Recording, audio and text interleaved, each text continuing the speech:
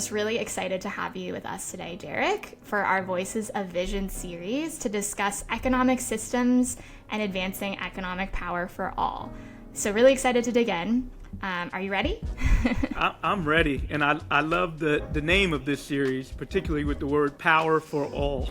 So I watched your TED Talk on baby bonds from 2019, and you mentioned how economic security is determined by what wealth position we're born into. How do you define wealth? I think wealth is more of a verb than it is a noun. The formal definition of wealth is essentially what you own versus what you owe. So your net worth, if you add up everything, the value of everything you own, and subtract all that you owe, that is your net wealth. That is your net worth or your wealth. But a more analytical understanding of wealth, it's power, it's economic power. It offers you the ability to purchase a home. You know, if I decided tomorrow I'm a great dancer, trying to be funny here, or a great cook, I could leave my university job if I had wealth and pursue those activities. So wealth provides economic agency. If I was faced with a medical condition and my health insurance was threatening not to cover it, well, wealth affords me the ability to be able to afford that health condition.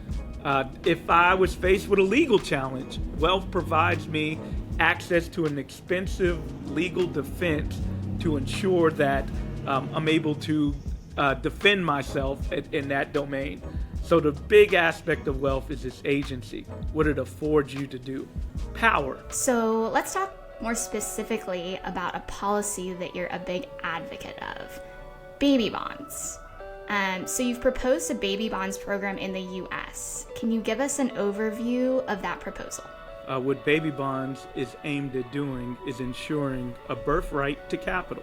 As simple as that may sound, it is an understanding that one of the most predominant indicators of one's economic well-being is wealth itself.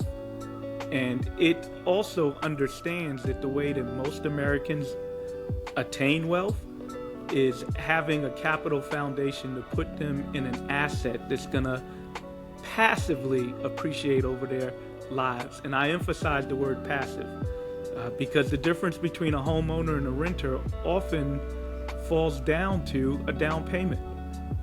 A difference between somebody who has an entrepreneurial spirit and an innovative idea and one that has those same characteristics but ends up working class or in a job situation and not being able to live out their entrepreneurial activities is capital, that capital foundation.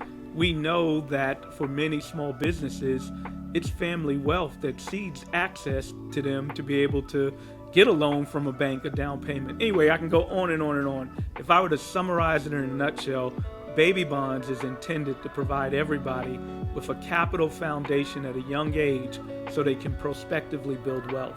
So the program seeds children at birth based on the family position in which they're born, an endowment, so when they become a young adult, they can use that endowment towards accessing one of those activities that I described. Also schooling, we could talk about schooling, the ability to finance an education without the albatross of student debt so that you can have access to a managerial or professional occupation with all the wealth building mechanisms that come along with it. So I've made the answer to your question somewhat nuanced in detail, but in simplicity, it's a birthright to capital that democratizes access to wealth beyond just those born into wealthy families. So it kind of sounds like a 401k for babies that the government starts for all children based on their birthplace in society. Is it kind of similar to a 401k? That's kind of what I'm hearing. Well, you referenced 401k. Perhaps another metaphor might even be Social Security, which might be one of our most successful public policy programs ever, where the government establishes a pension for us that when we age into the twilight of our lives, there's a reserved asset so that we can live with dignity after you've worked your whole life. But we don't have anything for young adults that are just starting. So we have a great program like Social Security. So another way to think of it is Social Security over your lifetime. So one of RWJF's long-term goals is to build economic inclusion for family well-being. To us, economic inclusion means embracing new economic alternatives that enable children and families to thrive and that recognize that people are worth more than what they contribute to the economy. What does the phrase economic inclusion mean to you? I mean, I love that definition. I mean, one, RWJF has centered people. So first and foremost, the purpose of all of this is people, and it's people's productive capacity. You also use the word enable. That's another great word in thinking about inclusion. Similarly to wealth, the verb aspect of economic inclusion has more currency than the noun aspect. So the way I conceive of economic inclusion is enhanced capacity for all, to ensure that everybody can do things, that can be self-determining. So an essence of freedom has to include some agency to be able to do things. Of course, freedom would include political freedom, the ability to civilly protest and join in groups. Cultural freedom. We've created DEIA as a slur word, and that's problematic because that is infringing on people's cultural freedom. It does a whole lot of other attributes that are bad for our society.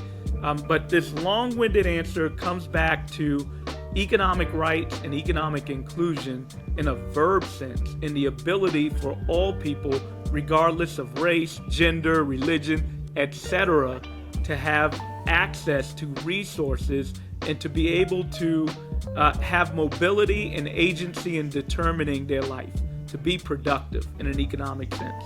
Thank you for sharing that. So you've offered a lot of amazing hot takes, a lot of really great knowledge. I'm learning as we're going. Are there any books that you're reading that you would recommend to our viewers on economic inclusion? I'll say a book that I've read recently, if that's okay. Jonathan Eig wrote a biography on King, Dr. Martin Luther King. It's called King, A Life. That book has been foundational for me this year. It is a book that talks about King in a personified way. And what that does is multifaceted. One, it shows that not only do you not have to be deity to do big, bold things, it also puts in context the heroic efforts and sacrifices that King had to make. He was called into this work. He had other aspects and things that he might have envisioned for himself, but his commitment to justice called him into this work. Another thing that this book does is not only does it talk about King's work in promoting civil rights and political rights and desegregation, it leads to where King was trending towards the end of his life, economic rights. King's work with the Poor People's Campaign. King understood that political rights and civil rights were not enough, that economic rights was a necessary ingredient. In fact, he understood that it would be a co-optation of a notion of freedom, and he got to this conclusion with integrity. It was an arc. It was an arc that got him there. Unfortunately, his life was cut short. Unfortunately, his life was cut short at that unfulfilled aspect of his investment in economic rights for people at that point. That is the unfulfilled aspect of his life that we need to roll our sleeves up and make sure we fulfill so that we can really live up to the ideals and groundings that King purported. That's all in this book. So Jonathan Eig, big claps to him for writing that book this year. Is it that book behind you that's bright yellow?